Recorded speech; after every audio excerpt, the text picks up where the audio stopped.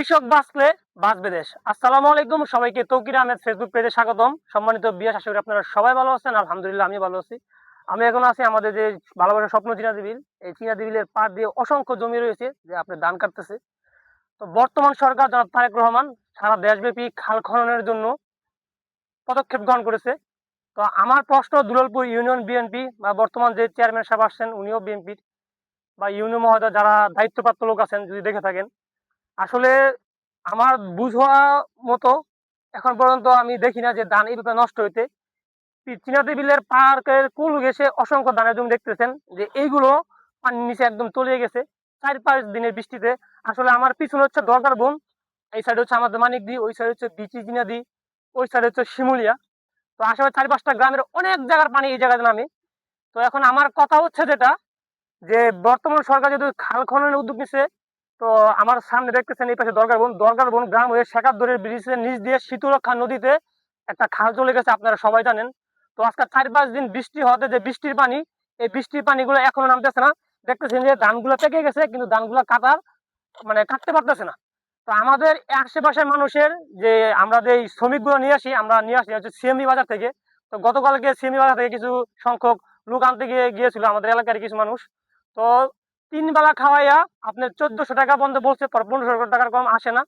তো ওই সাইডে নৈলার বিল, নৈলার পার, ওই সাইডে হচ্ছে গোড়ার দর, বড়বিল্লা, তারপরে কন্যাউড়ি। তো এক একটা ব্রিজে মানে প্রতিটা বিলের মাঝে পর্যাপ্ত পানি আছে, তো পানিগুলা নামতে পারতেছে না। তো আসলে যে শেখারদরে ব্রিজের নিচ দিয়ে যে খাল লাগে শীতলক্ষা নদীতে, তো শীতলক্ষা নদীতে যে পরিমাণ পানি দেখে আসছে ওই দিন, তো পানি যদি খালটা যদি খনন থাকতো, আসলে কচুরি পানা বা বিভিন্ন যে ভাঙনে টাঙ্গনে খালটা মনে হয় ভরাট হয়ে গেছে, সেজন্য পর্যাপ্ত পানি নামতে পারতেছে না। তো আমার হচ্ছে যারা দায়িত্বপ্রাপ্ত লোক আছেন, বা যেহেতু বর্তমান সরকার বিএনপি সরকার জনাব তারেক রহমান সারা দেশব্যাপী খাল খননের জন্য উদ্যোগ নিছে। তো আপনাদের কাছে আমার প্রশ্ন, কবে নাগাদ আমাদের এই চিনাদি বিলের এই খালগুলা আপনার নতুন করে কাটা শুরু করবেন?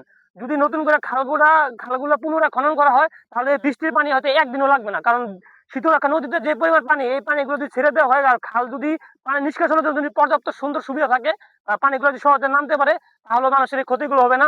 আসলে এখন দেখেন সব ধানই একদিন পেকে রয়েছে, আবার কিছু কিছু ধান শুয়ে গেছে। আসলে এই বছরের মতন এমন ধান নষ্ট হয় না, মানুষ টাকা দেওয়া মজুরি পাইতেছে না বা শ্রমিক পাইতেছে না। তো আমার কথা হচ্ছে, যারা দায়িত্বপ্রাপ্ত আছেন, কবে নাগাদ আমাদের চিনাদি বিলের দুইটি খাল দুই জায়গাতে চলেছে, একটা গেছে হচ্ছে শীতলক্ষা নদীতে, আরেকটা ওদিক দিয়ে দুলালপুর হইয়া চরসুন্দর হইয়া আপনার একদম আমাদের নরসিংদী শহরের সাথে যেই নদীটা আছে এই নদীতে চলে গেছে। তো পানি নিষ্কাশনের পর্যাপ্ত ব্যবস্থা নেই, কৃষকের বেহাল অবস্থা।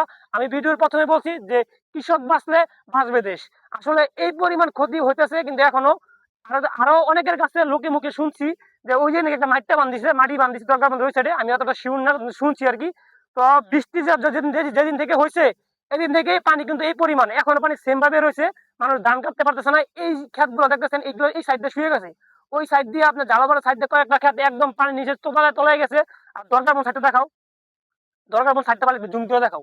দরকার সাইডে কিন্তু এখন সব ধান রয়েছে, উপরে ধান দেখতেছেন সব কিন্তু ধান ক্ষেত। যারা করে দেরিয়া করে একদম বিলের সাথে, একদম মানে একদম বিলের লগে কুল গেছে একদম। এই বিট এই ধান কাঠগুলো ক্ষেতগুলো খুবই মানে অবস্থা আছে। বর্তমান ধানের মন 800 টাকা 900 টাকা মন বর্তমানে। কিন্তু একটা শ্রমিকের মজুরি 14 থেকে 15 টাকা, 3 বেলা খাওয়াই দিতে হয়, সকালে খাওয়াই দিতে হয়, আবার গাড়িতে গিয়ে নিয়ে আসতে হয়, আবার হচ্ছে গিয়া দুপুরে খাওয়ায়, রাতে ওদেরকে খাবার দিয়ে দিতে হয়। ওরা দূরান্তে মানুষ, ওরা পঞ্চগড়, কেউ আসে সিলেট থেকে, কেউ আছে হবিগঞ্জ থেকে, কেউ কিশোরগঞ্জ থেকে, ময়মনসিংহ থেকে, কেউ নাটোর থেকে, অনেক দূর দূরান্তে মানুষ কিন্তু সিএমবি থেকে আসে। আমাদের অর্থ এলাকায় এখন শ্রমিক পাওয়া খুবই দুরূহ ব্যাপার, তাই আমরা সবাই ওই দিক থেকে নিয়ে আসি। আসলে যে পরিস্থিতি দেখতেছেন ধানের অবস্থা, ধানগুলো থেকে একদম নষ্ট হয়ে যাচ্ছে, ধানের কিন্তু একদম গেরা হয়ে গেছে, কিন্তু পানিগুলো যাইতেছে না। কিন্তু আমার জীবন আমি যখন যতটুকু দেখছি যে বৃষ্টি হলে পানি চলে যায়, আসলে শেয়ার ধরে যে মানে শেখার ধরে ব্রিজের নিচ দিয়ে যে খাল গেছে, অফ দা গেট যেটাকে আমরা বলি, অফ দা গেট বলে আমরা সবাই চিনি তুলালপুর ইউনিয়নে। অফ দা গেটে দিয়ে পানিটা খালটা যেটা, এটা পর্যাপ্ত খননের অভাবে বা কচুরিপানা যাই কিছু বলেন, পানি নামতেছে না। সেজন্য হচ্ছে এই পানিগুলো এখন যাইতেছে না।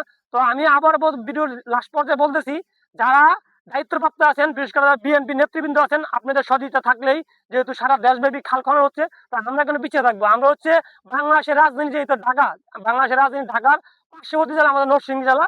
আমাদের নরসিংদী জেলা কিন্তু অনেক গুণে গুণান্বিত। তো আমরা কেন পিছিয়ে থাকবো? যারা নেতৃবৃন্দ আছেন, ইউনূস সাহেব আছেন, যারা প্রশাসনিক দায়িত্ব আছেন, তারা এই বাংলাদেশের স্বপ্ন চিনাতি বিলের খালগুলো খননের জন্য আসলে আশা করতেছি আপনাদের কাছে যে উদ্যোগ গ্রহণ করবেন। আসলে যদি উদ্যোগ গ্রহণ করেন, তাহলে আশেপাশের অনেকগুলো গ্রামের যে ধান ক্ষেত গুলো আছে, এগুলা আপনার হয়তো আপনার রক্ষা পাবে। আর এই ধানগুলো যে ক্ষেতগুলো যারা করছে এটা কিন্তু তাদের সম্পদ না, এই ধান ক্ষেতগুলো সারা বাংলাদেশের সম্পদ। কারণ এই ধান যারা ক্ষেত করছে চিনাদির পাশে অনেকেরই ক্ষেত, সবাই কিন্তু সব ধান তারা খাবে, বিক্রি করবো, দেশের অনেক মানুষ চাষ করে না, সকলের এই সম্পদটা কিন্তু সকলের সম্পদ।